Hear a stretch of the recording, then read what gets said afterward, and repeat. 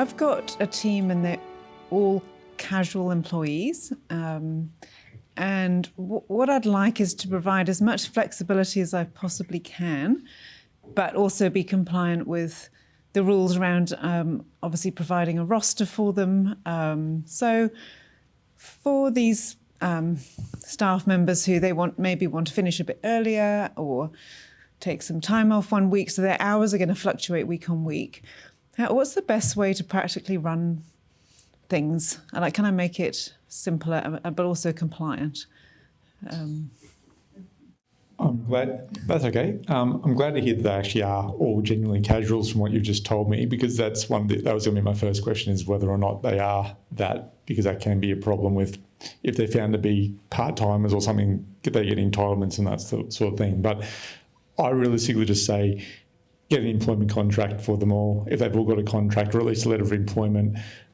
Set up the roster that suits you, and obviously you need to talk to them about the roster, but email, you work out whatever pattern suits you in terms of the work arrangement. So if it suits you to do it once a week, once a fortnight, once a month, whatever that is, whatever, just communicate. That's all I can say, is talk about it with them and communicate that from what you've told me, there is no compliance that you need to do. You just need to make sure you're all on the same page. Okay.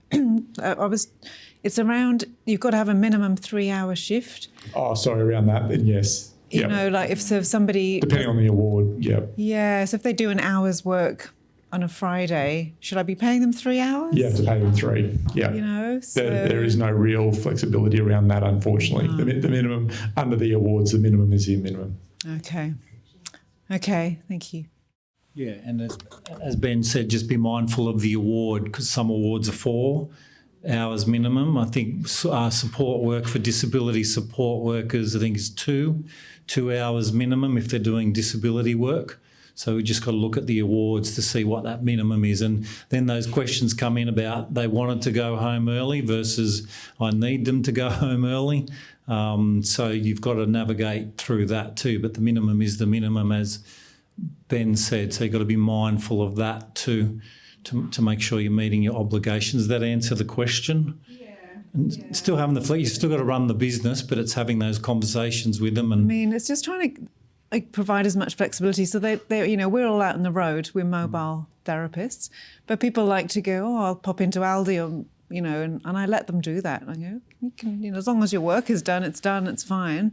So we're very flexible in that respect, and everybody's very happy. Yes. But I want to make sure I'm covered in case there is an issue. So I think it's fine for people on set days, because I know that they're set days, but it's those people who decide to, maybe they'll work a Friday this week. I need to make sure that they're doing a 3-hour shift, basically. Yeah. Depending on the award. And as Susie said, it might be all happy at one point, but then when things change, you can go back through the records, how many hours have they missed out on, and we'll need to look at all that. That's why I'm really trying to focus on that. Yep. Thank you for your advice. Okay, you're welcome.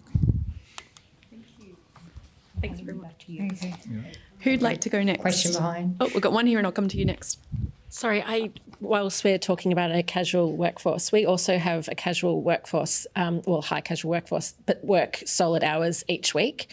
How would you suggest we handle performance management of casual employees? The same as some of our full-time employees, or differently, because obviously termination is different? Yeah, I would follow the same process. Just talk to them, set out your expectations, because like I said, if they are genuine casuals, then you only have to give them really an hour's notice or something similar. So. And when you talk about genuine casuals, what are you meaning? Yeah, so it's hard, because I'll give you a case example. I've got a matter at the moment where I've only just got instructions, but the lady I was met, she was an employee, she's a tuck shop vendor for 25 years, just been terminated in the last few months. She was a casual for 25 years, but she worked Tuesday, Wednesday, Friday, every week for 25 years, same hours, that sort of thing. So I'm actually looking at being a real pain to her employer and bringing a claim for 25 years of annual leave. So what you want to watch out for is a genuine, what I say is a genuine casual is somebody that is there.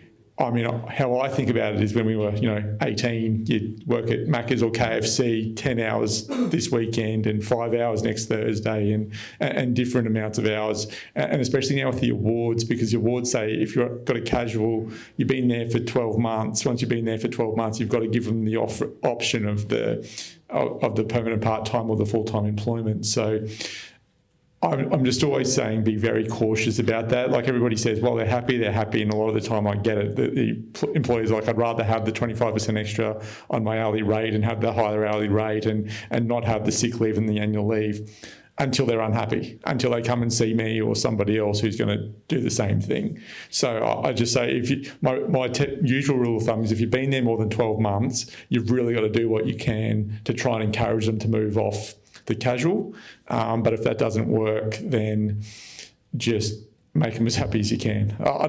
I understand it's a little bit tricky.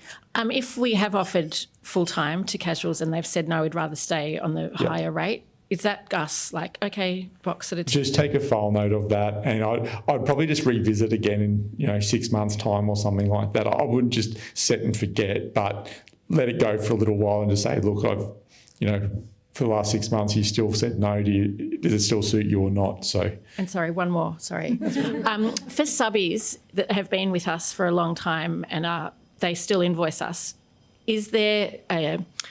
could that be the same thing that we should be offering them employment or not? That's completely different. Does that make sense? Yeah, it's a very common question. It's a hard question because, again, it's something that they want. It's a similar concept. I would be offering it. Yeah. So the thing was, about 2 years ago, there's a high court. So up until about 2 years ago, there's a very famous case that said if it looks like a duck and quacks like a duck and you call it a rabbit, it's still a duck. So because that's what happened, there was a history of employers who would call people contractors so that they didn't have to make annual leave payments and super and those sorts of things. So there used to be what's called a multi-factor test. And a couple of years ago, there's a high court case that really changed it for everybody and said, no. If you've got an independent contractors agreement, your agreement is that you're contractors.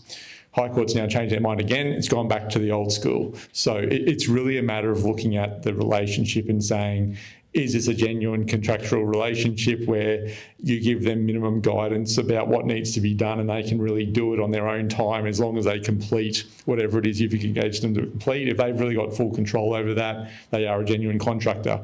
If they are, despite calling them a contractor, they more so look like an employee because you really tell them what to do, what hours they are to work, those sorts of things.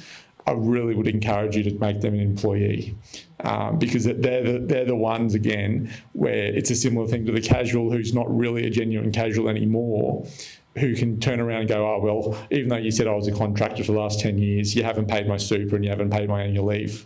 Please give me free money. Yeah, okay. Thank you. Can I just add to that, and if I'm incorrect, Ben, tell me the requirements now around the new casual employment information statement. So making sure that your new casuals are getting that when they start, and for small businesses, you then need to give it to them after 12 months and every 12 months after that, because the onus is now on the casuals to request full-time, part-time, more than us now having to look at records and offer. So we need to make sure they get it when they start. That can be a link to, I normally put it as a link because that way it always stays up to date. And then there's guidelines on about if an employee comes to you and requests full-time, part-time, virtually you've got 21 days to respond either yes or no. And if it's no, then what your reasons are for no. So, but you've got to make sure you put that in your record keeping as well to be giving those out just to cover you. And also, I agree with Ben's comment, manage a casual like a permanent, particularly if they've been there for a while. Follow the same procedures, discussions, practices in how you manage things. Sure. For Ben, how is the law changing when it comes to, say, 67-year-old persons? The person is a part-time permanent, they work 4 days a week, etc., and got all the benefits, etc. But I notice a change in their behaviour towards other employees, and it's like that person doesn't want to relinquish the fact that the workplace is changing, and we as a company have to then get another person in and train them up for those tasks. How would you suggest we treat the 67-year-old? Because, yeah. Yep. No, that's an excellent question. I would treat them as any other employee. The main thing there is don't treat them because of their age. Don't mention their age. Just say, our expectation is this. This is how we expect you to treat the other staff members. This is what we expect you to do every day. This is part of your role. If you don't like it, I'm sorry, but this is part of your role, and we're going to have to manage you if that's what happens. But is there an expectation of the employer to engage that person endlessly? No. Not if they're doing, yes, if they're doing their job. If they're still doing their job, age shouldn't, there's no retire. It's not in Parliament and judges. There's a few specific cases where there's a mandatory retirement. There is no mandatory retirement for any private company, realistically, but you can keep them realistically as long as they're still performing the job to your satisfaction. If they're not performing their job, manage them like any other employee. And from the IR to the HR narrative, just tap into what they do bring to the role. That can help teach the workforce coming through the life skills, the customer service like we talked about before. What value can they bring to teach the workforce coming through that can help make a difference? If that makes sense as well. Yep. Some more questions. Another thing is get someone like a Des to come into your workplace, and it does help, and that's just from an employer that has done that. I've brought him in before to do an hour training with the staff, just to come back, and he can pretty much pick up what you might not pick up and just give you a bit of advice on that. So if you do have ability to get someone like a Des, not spruiking him, but someone like him to come in just for an hour to do a bit of different in your workplace, because that employee might also listen to him a bit differently to you. Good point. Here we go. My question is for Dr. Tom. Have you got any online free stuff? Because I remember seeing somewhere that the government had free resources that we can actually pass on to our team members. Are you aware of that? And can you let us know, please? Yeah, so there Thank would you. be, that's right. There would be a good few resources available through agencies like the Black Dog Institute, or depending on the issue your staff are dealing with. I guess, and obviously I'm not from a legal background, but I would imagine there'd be implications of you giving advice. But if there's resources and stuff, that there's Black Dog Institute, Beyond Blue, and there's a lot of government web pages that have even just printable sheets that you guys can have sort of around the place. And sometimes that's good because staff can even just look at it in the lunchroom and know where to get support without having to come to you with their issues if they don't want to. Yeah. Thank you. Have you got any good examples of employers doing the right thing and the employees being naughty? Because all your examples... You would have some, wouldn't you? And you? No, I absolutely do. No, so that was to try and highlight the points about. Give me 5 minutes. I'll come back to you. Thrown under the bus now, Des. Just another question coming in the back. Sorry, just about the EAPs.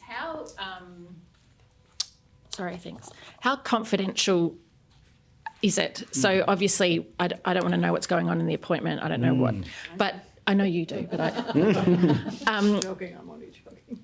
she's not. Anyway, so how is it a name on an invoice so we know who was? Like, do you see what I mean? Like, how do we? So it is completely confidential. So Right. we would even operate on just sort of a number basis, Right. where there's employees are just given numbers, sort of thing. Right. So there's the only names would be on the clinician's record. We would have names, and obviously in the clinic we'd have names for general admin. Right. But from the employer perspective, staff information isn't provided, or clinician notes aren't provided to staff members at all. Right. Yeah. Yeah, I don't want clinician notes as much as I want to know Yeah. So who's been and should I be watching that person a little bit more closely. right. Yeah. So that's Or if that person decides then not to come to work for a couple of days. Do you know what I mean? Like I just... yeah. But they're not saying anything. We've obviously got a high male workforce, so Yeah. I just want to be a little bit more aware. Yeah, and that might be tricky if you've got a staff member who is accessing the EAP and going through some things, and the clinicians will obviously, if the client is at risk of anything serious, clinicians will work with the client on that, and we do safety planning and show them where to go if they do need to access supports. It wouldn't be the case that then the employer knows which which team members are going for support. And unless the team member is going to sort of openly discuss with the team or yourselves and management their own issues, it's strictly confidential. Yeah. Right. Yeah. And so from a legal perspective, can seeing an EAP, if the employee says, oh, well, I need workplace leave, I'm very stressed, I've been seeing your EAP, is that a med cert as such? Or do you see what I mean? Can they claim that by using that as their excuse? Does that make sense? As their reason for needing it? Yeah. Sorry. You'd probably still want to get a GP sign. I'd still be asking for a GP sign off for that, to be honest. And As for purposes of a medical certificate, yes. Yeah, Yep. okay. Because normally, in my practical experience, if they are seeing an EAP, a lot of the time they are already seeing their doctor for stress or anxiety or something similar as Because well. there is mental health leave in the Fair Work, so we Yeah. just want to make sure that, one, we're offering the right support to the right people, but also we're paying for the right things Yeah. as well. Like, If you've seen it yourself and you think that they are genuinely struggling, and the fact is you've engaged the EAP or whoever, and you think it's correct, it's really your own policy. It's really up to you to decide or whether if or not it's you'll not accept. correct, we will never know if it's not correct, Oh, sorry, yes, which is more okay. yeah. It's just the way it is. Could ask for a medical certificate. Yeah. Okay. That's what I would suggest. Yeah. Yeah. Okay. Thank you. And I am hearing in some workplaces now managers having those chats with this, where the staff are comfortable to say, I need a mental health day, and just doing it as that, and having, again, changing that narrative that it's okay to do that. I think that's where we need to be, so that it's normal. That's what it should be with whatever. And to Dr. Tom's point, Tom, just being respectful. At Surf Life Saving Queensland, I was there. You can imagine from a big organisation point of view, a lot of lifeguards and different people that deal with a lot of drownings and things like that. There was a really big EAP support, and at that level provider, all we got was a report monthly that said this month we've had 2 calls on family relationship troubles and 1 on anxiety. That's the only report we would get, even at a big organisation, and that's all we knew. And we also had it set up so that you didn't have to go through your manager to call, and then there's obviously services as well, Tom, on it can be you and your partner as well. But the solutions we wanted to show is you don't have to have the big EAP that, as David and I were talking about, sometimes it's newsletters and it's lovely things that come in, but you're paying the monthly retainer for, and are your staff actually using it? Not saying they're not great services, not at all, but you've got to tailor something for what suits your business too, and that your staff feel comfortable and confident to call. That trust is so important. That it's not going to get back to you, but hopefully through some of the stuff you've seen, are the signs there, and can you pick up on it and have those I had a quite a large client. The CEO contacted me yesterday. Des, with a long-term employee, exhausted, all sick leave, but visibly unwell, and we can see her health deteriorate. A beautiful employee, we really value her, but how do I have that chat? Because what's happening is instead of taking sick leave because there's none left, I'm just going to work from home today. And these are on designated office days when the whole team's in and it's impacting. So we talked through and I wrote up a bit of a script of, okay, it's still okay to have that chat, but what place are you coming from? Is it criticism or is it trying to come from that place of care and concern, and what can we do to help? So you still need to be able to have the chats, but it gets scary because we get worried. I don't want them to think that I'm attacking them for taking a sick day, or there's all that side of it as well. You just got to be comfortable to have the chats, if that makes sense. Can I add to that, Des? And also, if you don't have the chats, what can happen from that, which we hear in so many workplaces, is it has a domino effect on your other staff. So it's like, is it the bad apple effect? I think I've discussed that with, they're not saying that they're the bad apple, but if one has a negative attitude, and it might not be even their fault, it can go on domino effect into the rest of your team, and then you've got a bigger problem. One thing I would suggest is doing the mental health first aid. Our Chamber of Commerce team did that about 2 years ago. It went a lot more in depth than what I could ever even have imagined. Like, you do your first aid, it's one thing, but that touched on how to manage staff a little bit, how to direct them into getting help, and where to cut off that relationship, because sometimes we might mean well by giving someone all this advice and it could be wrong. But I would suggest probably go through, do that mental health first aid training, because it would probably open your eyes up a lot more on how to manage that staff member, and probably even do it for the rest of your staff. Would you recommend that for them as well? Good Great questions. tips. Thank you. Sorry, just Dr. Tom, I just wondered, I don't know if you'll be able to answer this or not, but what is your sort of go-to practical exercise as an employer that you could do if you're dysregulated in the middle of your workday? You can't go home, you know, you're stuck in your office for a bit. What does that look like? And are you allowed to tell me, or we have to get sessions in? What? I don't like to gatekeep psychology secrets. Look, I think exploring self-regulation skills is something I always do really early on, because it's going to look different for every person. Yeah. I think a lot of people know of, your deep breathing exercises, which some people just roll their eyes because they're like, I know how to breathe, thank you. Yeah. And I'm like, sweet, let's move on. There's a few, so the deep breathing often works well because it gets the oxygen back into the brain. So when we feel dysregulated, whether it's stress, emotional dysregulation, whatever's going on, that's when the part of the brain that's involved with critical thinking switches off and we're running purely on fight or flight. Yeah. So with dysregulation, we always want to get the body back down, back level. And so the breathing helps get that oxygen back into the brain. If breathing isn't your thing, it doesn't work for you, grounding techniques involve distracting your senses. So a really common one is, looking around, finding 5 things you can see, 4 that you can touch, 3 you can hear, 2 you can smell, 1 you can taste.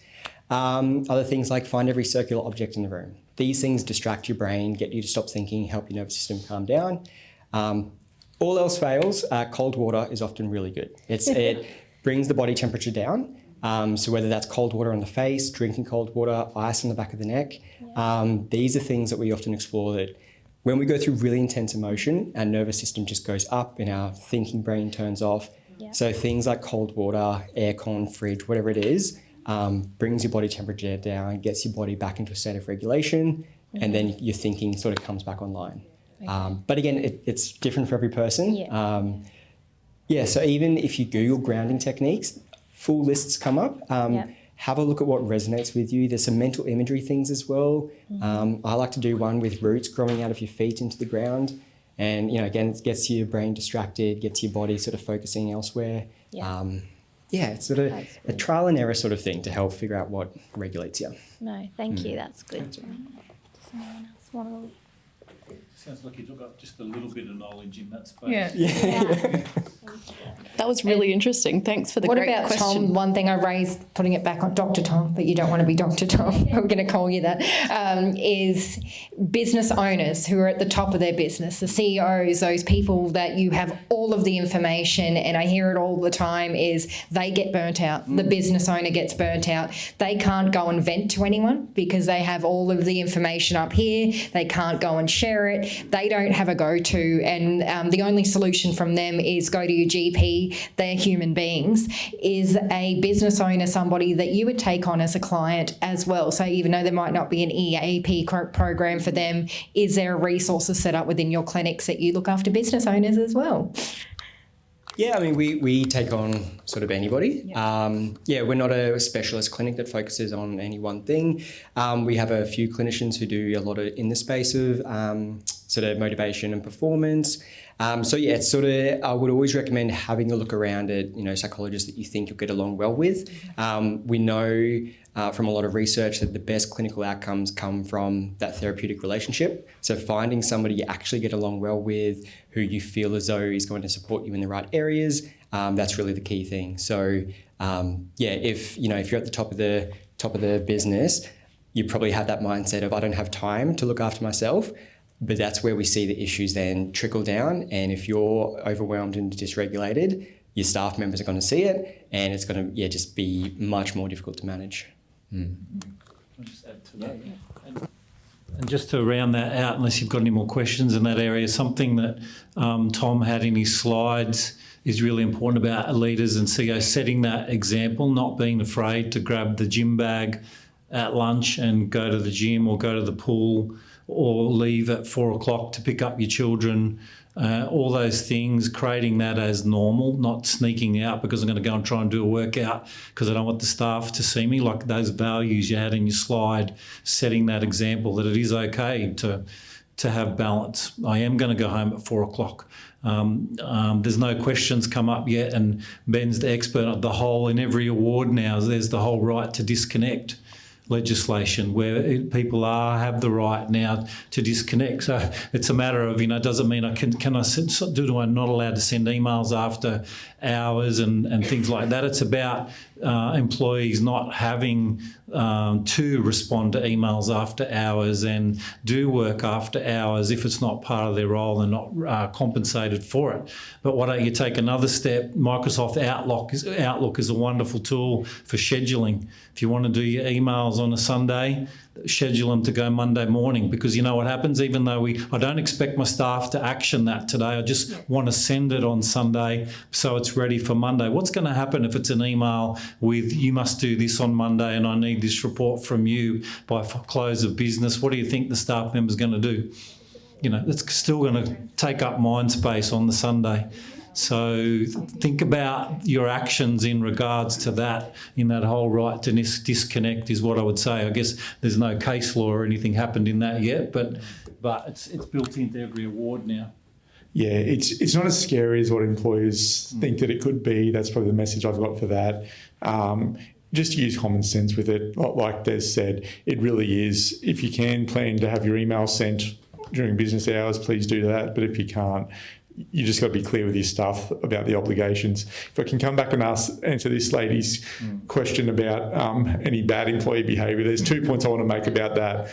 Probably the worst one I saw was I don't know whether it's with employees of schools, but she was the bookkeeper and she embezzled like $30,000. So that was probably the most serious that I've seen. And so she got sacked and sued and went to jail. So that was pretty, And then the other part of it though as well is, look, the examples I used today were really just extreme examples to show, I understand, but my point is though that there's something like, I can't remember the exact percentages, but something like of all the unfair dismissal claims that are made, 90% are unsuccessful. So it's to try and give you, this is an employer room, so I act for both, and that's why I try and say, to try and give guidance to both, because I can see it from both sides, but to try and give you guys all some comfort. For the most part, you don't have to be perfect. It's not even about being perfect. It's just about doing something. If you can hand on heart, I always think that it's pretty funny that people think employment law, as a lawyer, that's super difficult. It's really just common sense. And I say that because that's what it is. That's how I look at it. If I talk to a client, employee or employer, and they come to me with a problem, I'm like, how do you feel about this? How have you acted? Can you hand on heart say you've done everything you should be, or have you hand on heart done some dodgy stuff that's got you in this position? And that's really what it is. So if you guys are all just doing your best and talk to your staff, do what you can. If it's not perfect, it really doesn't matter most of the time, as long as you're just trying to communicate with them. I know we've got another question over here. Actually, I'm not sure if it's a question, but at the beginning, somebody mentioned that there's changes coming to training on the 1st of July. So is that coming, or should I be asking the panel? That was you who announced it. That's a Kate question. Danny, She should be up there then. Yes, she should. she should be front and centre. I'll stand over here for now. Yes, so there is major changes coming in the training, the vocational education and training, or VET sector as we call it. The detail is not fully released as to exactly how it's all going to be completely implemented. So it's sort of this watch and wait space. However, the crux of what's happening is at the moment, effectively to become a registered training organisation, you become registered, you become basically approved for training packages, and then you sign a contract with the Department of Employment Trade Training, and you're then able to deliver those services across Queensland. So anywhere across Queensland. The big change that will be coming is that it will move more to what you call normal government procurement. So effectively there'll be tenders. So there'll be a tender to deliver, for example, a Certificate 3 in business in the Redlands.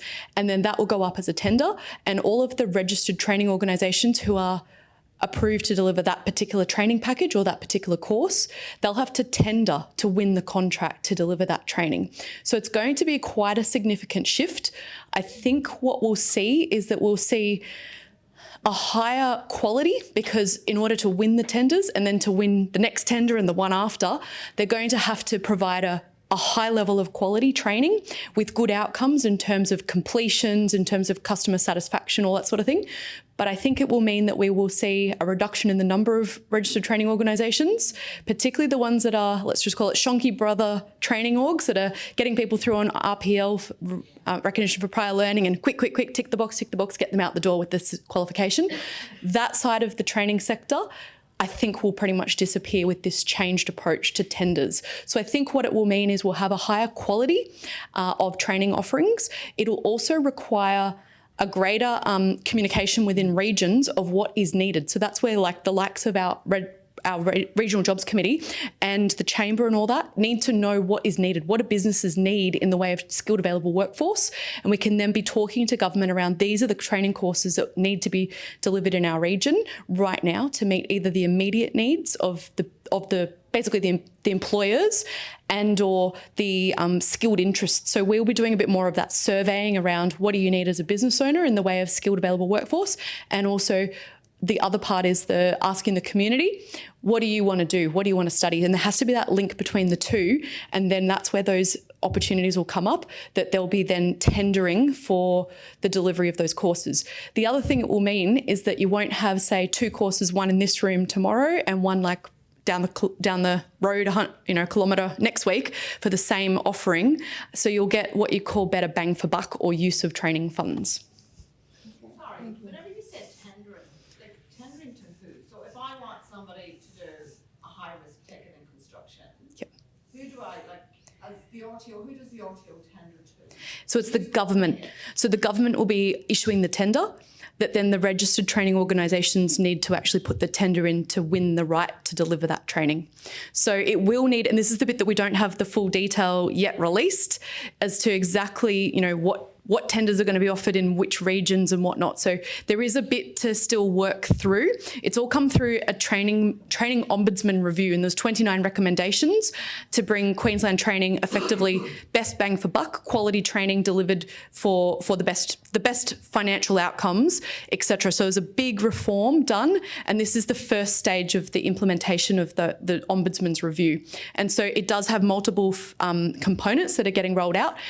One of the major components that will start from January 1st is around what's called VETIS training, or vocational education training in schools. So there's a lot of unknown in the school space right now, but the first reform is starting from the 1st of July, and that's the non-schools, it's the broader training. So we're keeping abreast of what's going on, and they have not released yet sort of that tender process detail. So yeah, just a coming, but it will need that reciprocal relationship of businesses sort of saying, this is what we need in our region. I was just wondering, is this for formal training certificates and diplomas and things, or is it like, I can offer voice training for, businesses like call centres and teachers. And Sure. What So- are you talking about? Yes. Training that goes to. So that's for accredited training. So anything that fits under what's called the VET sector. So that's vocational education and training that fits under the Department of Employment, Trade Training, etc. So that's the bit that will be changing their processes. So instead of them just being registered to deliver that training package across Queensland, where the RTOs could then effectively choose where they want to go. The major reason why this change has come about is because effectively the training is getting delivered in regions like Southeast Queensland, and let's just call it nice tropical locations like Port Douglas and whatnot, because the RTOs want to travel there to deliver the training, but the training is not getting delivered under the current system in places like outback Queensland. So we're then having very low level of skills because the training providers just won't travel to deliver the training there. So this is where it's now coming back a bit more into the control of the state government to say, this is where the training is needed and is required. There's a need for it. And if you'd like to be the RTO who wins the tender to deliver it there, here's the process, which is now more a tender. We're hoping to leave them on a high today, Kate. There's another question just at the back there. Yeah, just 1 second, sorry. Just to answer your question, so anything that's non-accredited training, that can be particularly a lot of training can't ever be included in basically a qualified accredited training package because the content changes too quickly. So anything like AI related, anything that's like, say, the solar or these technology areas, a training package reform takes often 2 years to edit the content and get it approved, by which stage that content's completely out of date. So there's a lot of training which is not what you'd call accredited training.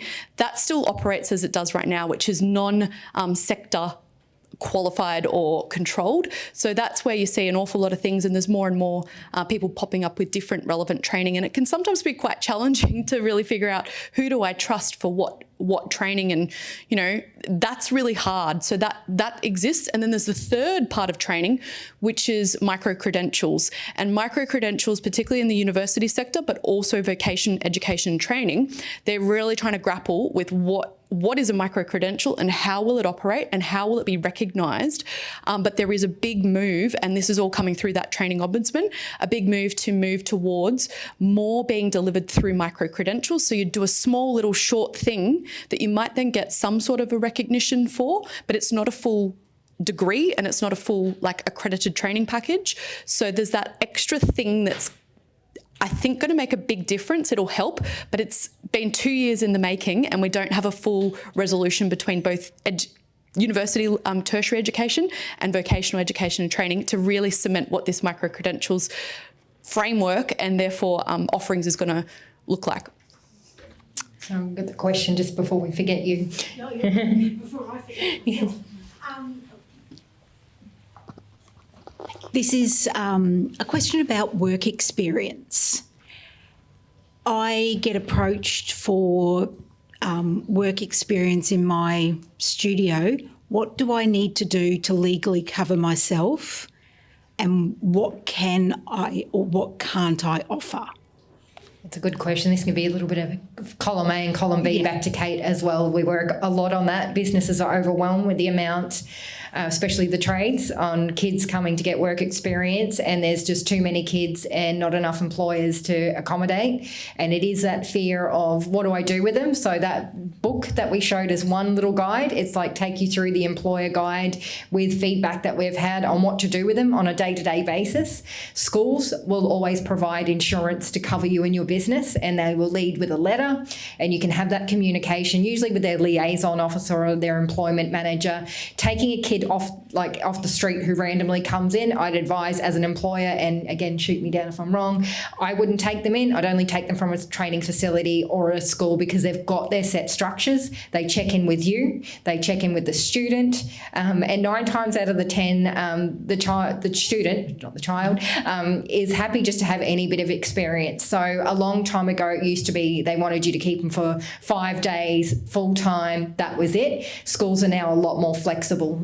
This is a disengaged student. I've known her all my life. Fantastic. And I have her mum's full support. Fantastic. Making sure that I am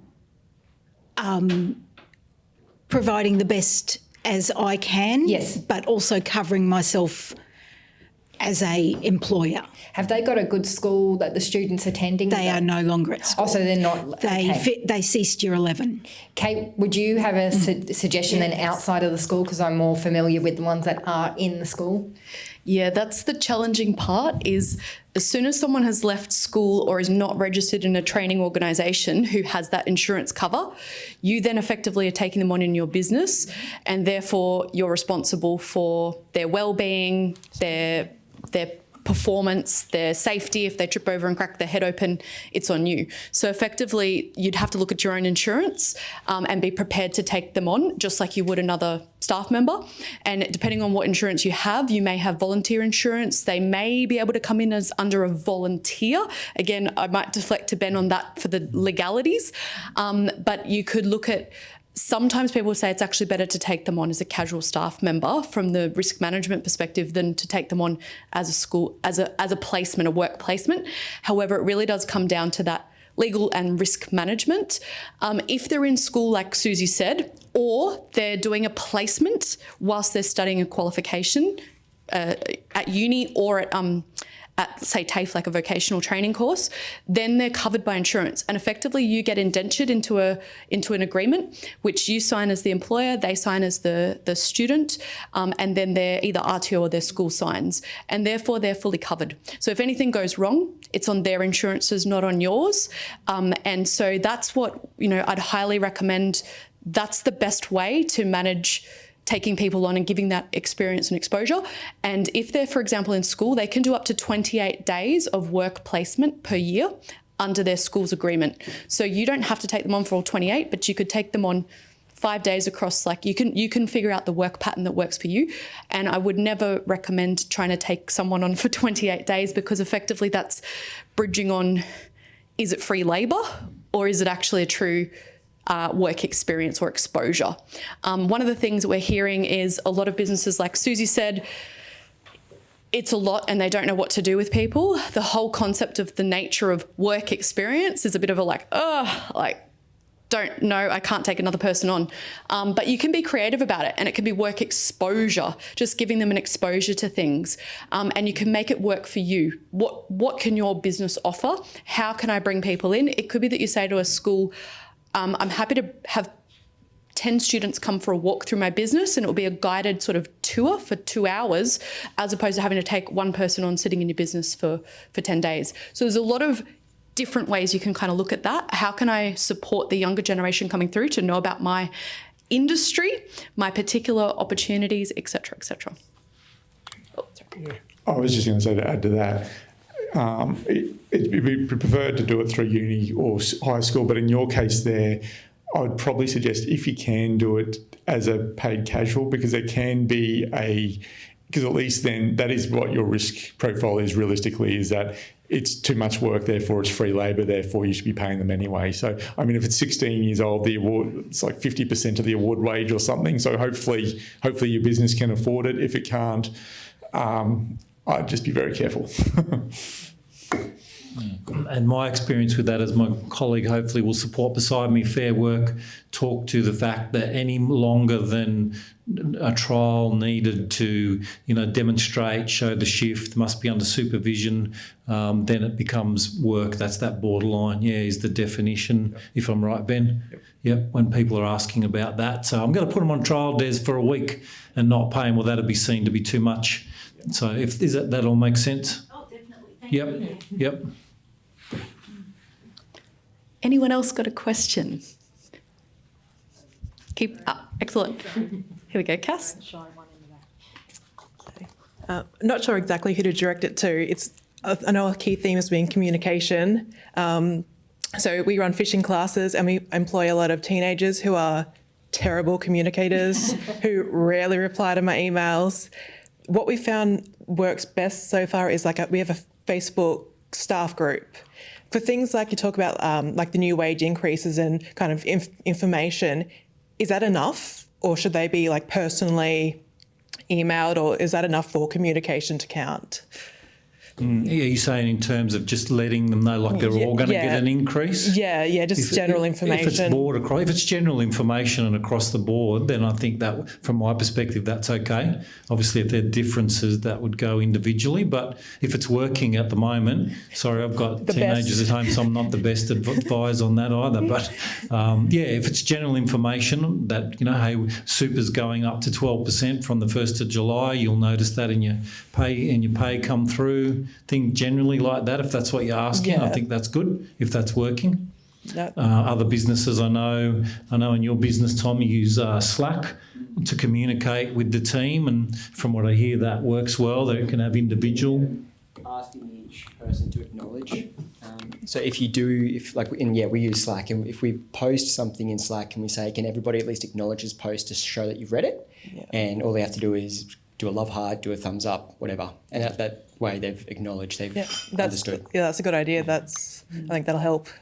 Yeah, those communication platforms, I do it with our board at the chamber because I can't just get things approved just for fun. I will, if they haven't responded, because they're bad with notifications as well, they're really naughty. And they're older, they're not even the kids, so they know when they get, I'll try email first, and if they don't respond, then I text them all, and they know the next thing that comes after that, I'm calling them. So they will pretty much operate on that text, even a follow-up text, hey guys, can you just check in on the notice I've just done that, just to edge them through, because kids are always glued to their phone.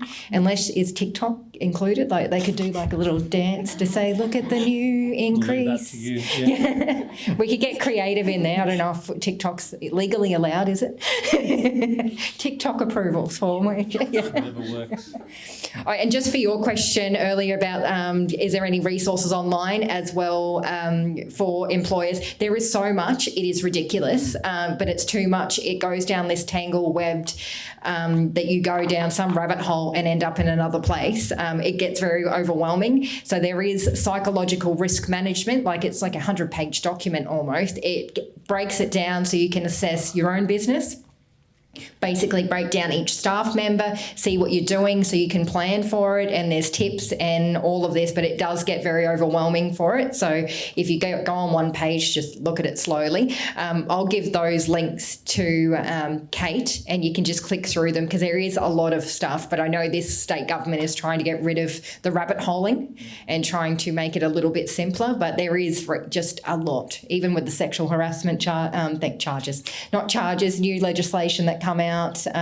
That was a new thing, how you weren't allowed to create a policy for it. You actually had to show the proof that you're doing it, and it come with brochures for around the office, exercises you could do around the office as well. So it came with more tips. So they're slowly getting a bit better.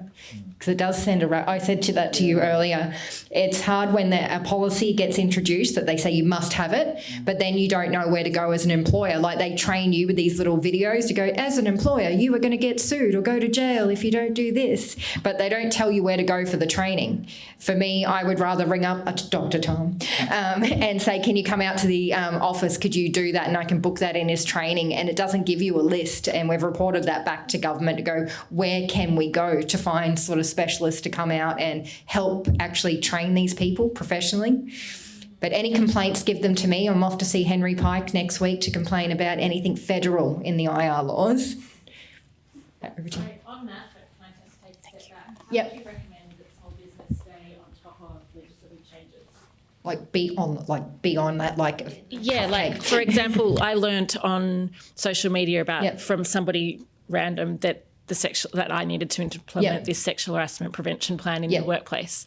How should I should have known that before they knew that. It's basically how the businesses feel, and it's who is those QBCC, I know they have, their forms. So I found out about the sexual harassment thing through a QBCC website, through a builder friend of mine who got theirs, and then it was Master Plumbers, I think they released theirs first. And I thought, oh, that's just on you. That must be a trade thing, until I read in depth and I went, oh my God, that's for everyone. And I had 2 weeks. So then I'm like, okay, it says I've got to actually show proof of that. So it does be, and this is where the business disconnect is. It depends who your organisation is, and it was another builders one that come out last week, that now every 2 years anybody who's working in construction or around noise has to have their hearing checked. So that was a new one, so we posted that up on our socials. Let me just take a note of that.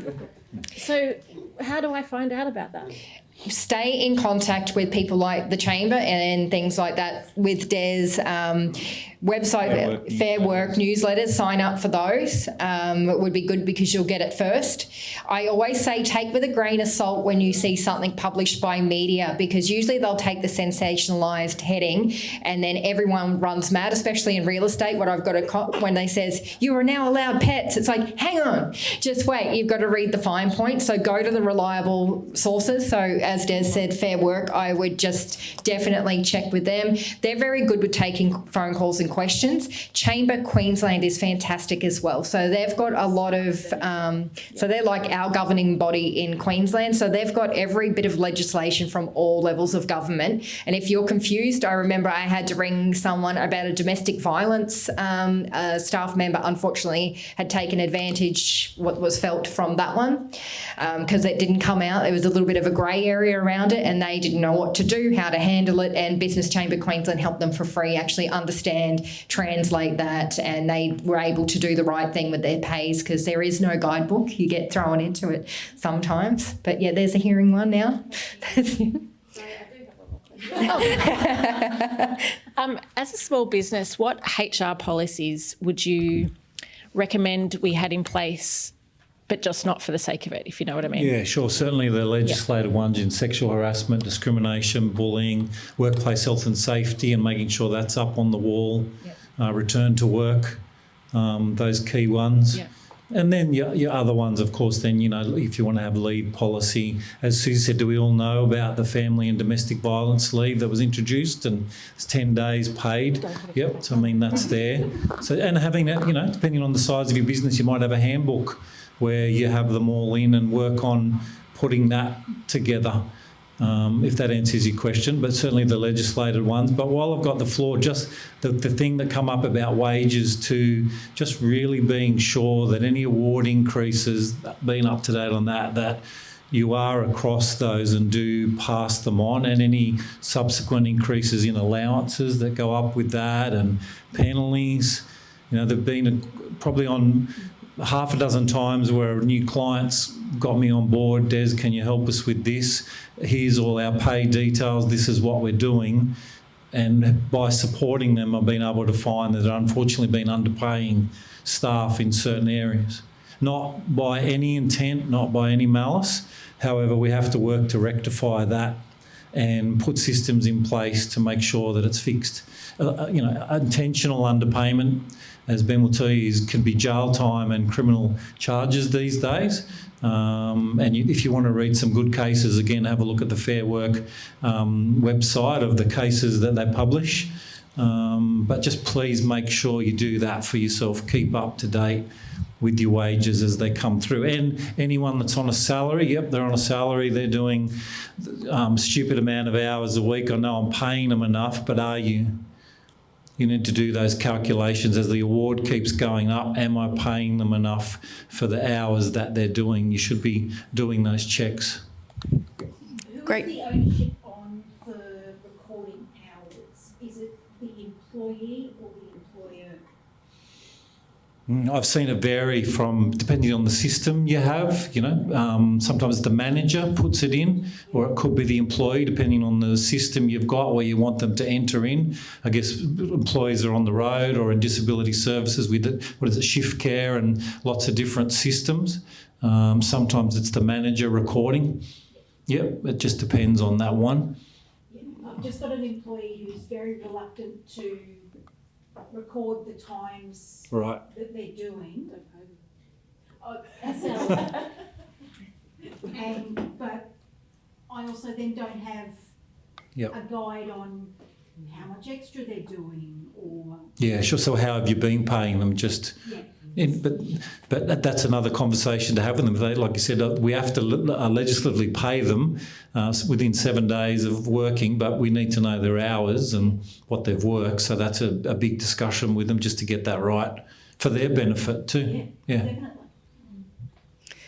Great discussion. I was just going to add two things to the conversation from what I've heard. First of all, when Susie mentioned the Business Chamber of Commerce, it is a free newsletter you can sign up to, and they do have a lot of that really great high-level sort of advice on changes. So I'd definitely suggest sign up to their newsletter. And secondly, Business Chamber of Commerce were funded by government to develop a course called Workforce Evolve. I've actually done the course. It's 6 weeks of 2-hour blocks, and it's an online training, and it's quite interactive. I found it highly valuable. In addition to working here at the Chamber, I also am the business manager for Minjerribah Elders, which is a traditional owner elders organisation. So I manage a team of 10 staff there, and I found it very practical suggestions and solutions to be able to implement. Yeah, so it's called Workforce Evolve. Yeah, and so it's run by the Business Chamber Queensland and funded by Queensland Government. So just another way to find a free resource that you can fit into your work life, so to speak. Any more questions? And what is the time? May I just double check the time? 12:20. Okay, we've got about 10 more minutes of questions, and then it's lunch and our event is over. But I thought I'd just quickly, yes, great.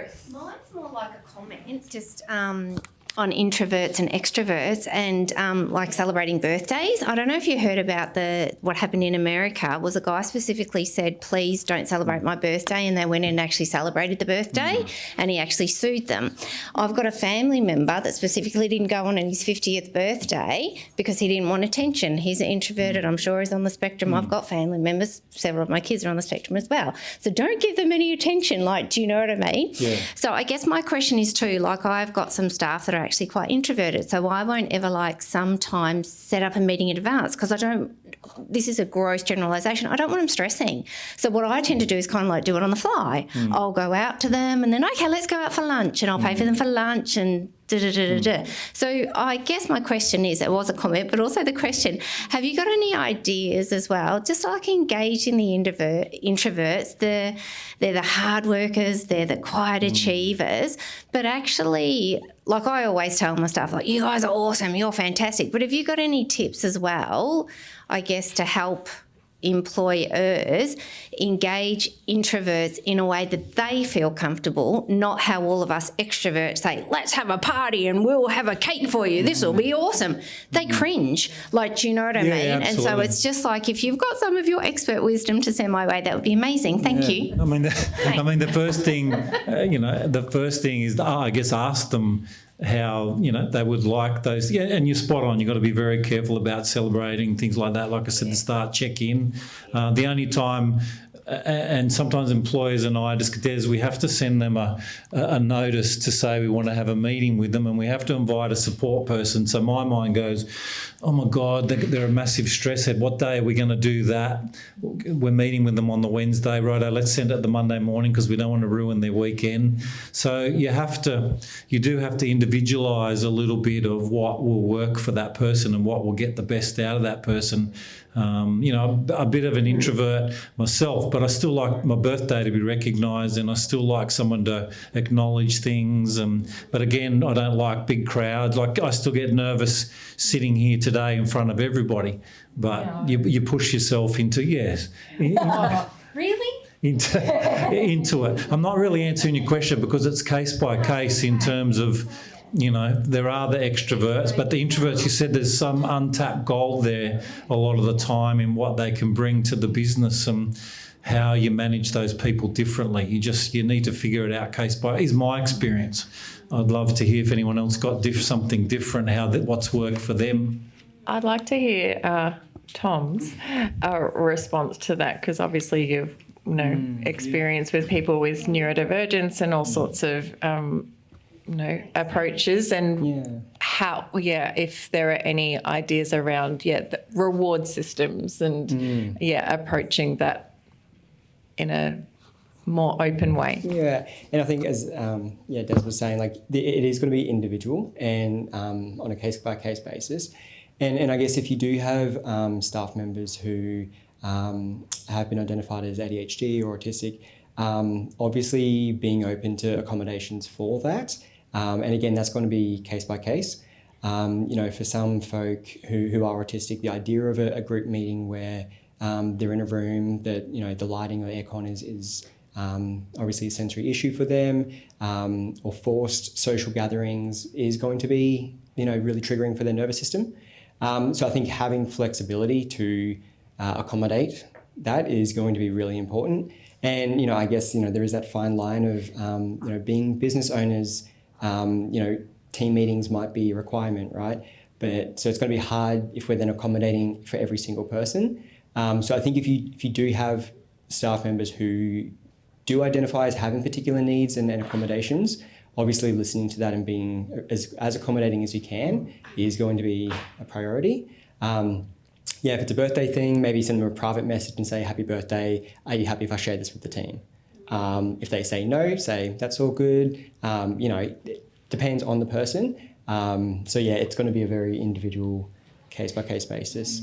But it's sort of in touching base on the spectrum, and it's sort of the accommodations is going to be something I think everybody's going to have to sort of be aware of, and I don't know if there's any sort of legal cases recently of any sort of.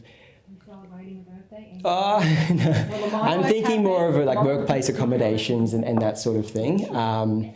Because obviously under the Disability Act, if somebody does have a disability and you're not making accommodations for that, then there's going to be legal implications for that. And autism and ADHD do fall under a disability or a diagnosis. So making sure that you're open to that discussion is going to be really important. And tying it back to with what we were saying as well about celebrations of workplace achievements, that's sort of rather than anniversaries and personal things, how do we appropriately recognise, hey, this is what the team achieved in a sensitive way?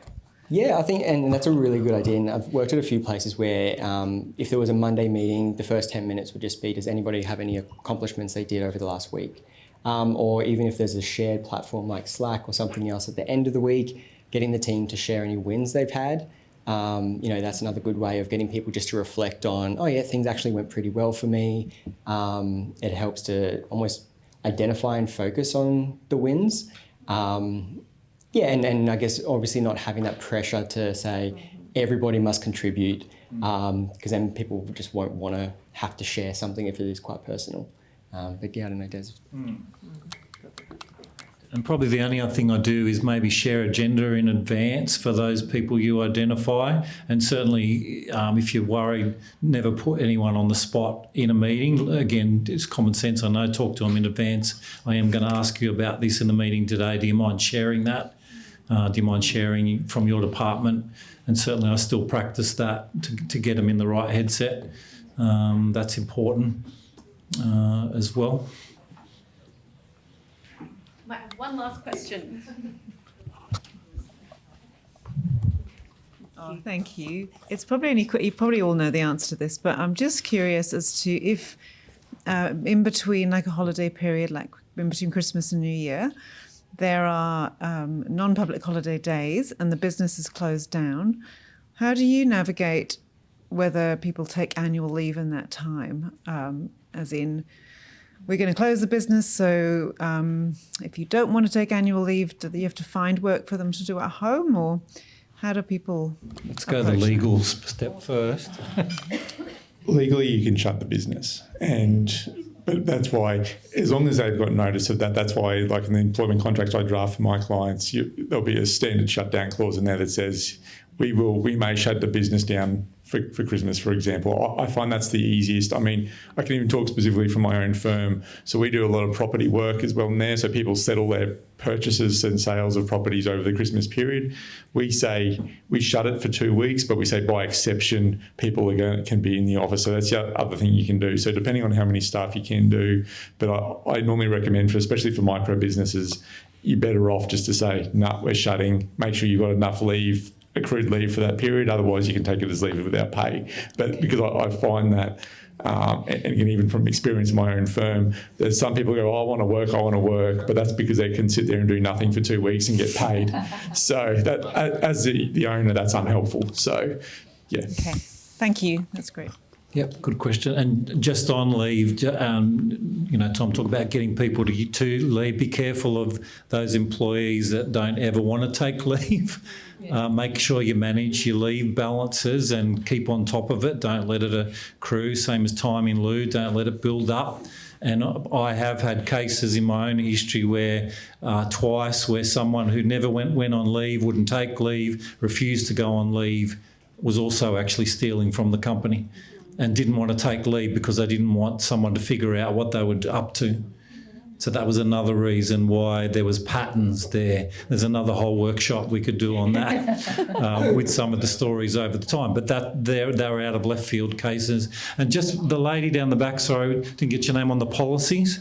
I just wanted to add another point, which I'm sure you know, common sense. Good to have the policies in place, but making sure you're refreshing people at least every 12 months on the policies and getting them to re-sign as their commitment to those policies, like a PowerPoint presentation or a morning tea or a refresher.